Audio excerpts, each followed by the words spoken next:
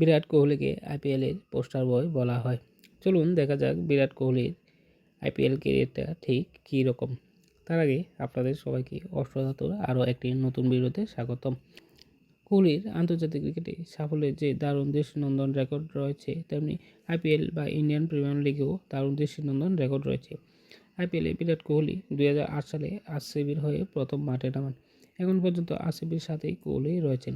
আইপিএলের সব মৌসুমেই কোহলি খেলেছেন একটি নির্দিষ্ট দলের বা আরসিবির হয়ে, যাও একটি রেকর্ড। আইপিএলে সব খেলোয়াড়দের মধ্যে সর্বাধিক রানের রেকর্ড কোহলির নামেই রয়েছে। এই সময় পর্যন্ত কোহলি 278টি ম্যাচ খেলে 9040 রান করেছেন, যা বাকি সব খেলোয়াড়দের থেকে সর্বাধিক। কোহলি 306টি ছক্কা মেরেছেন এখন পর্যন্ত। কোহলি এখন পর্যন্ত আইপিএলে সর্বাধিক 8টি শতরান করেছেন আর অর্ধশতরান করেছেন 66টি। কোহলির আইপিএলে এক ইনিংসে সর্বাধিক রানের স্কোর 113। আইপিএলের যে কোনো একটি সিঙ্গেল সিজনে সর্বাধিক রানের রেকর্ড কোহলির নামেই। 2016 সিজনে কোহলি 973 রান করেছেন। আপনারা জানলে অবাক হবেন, কোহলি বল হাতে 4টি উইকেটও পেয়েছেন আইপিএলে।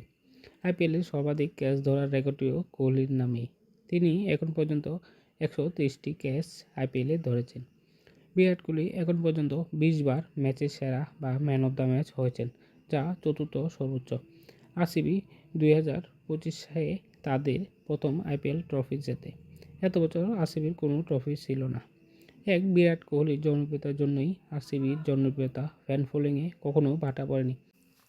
বর্তমান আইপিএলেও বিরাট কোহলি দারুণ ছন্দে রয়েছেন, প্রত্যেক আইপিএলের মতো।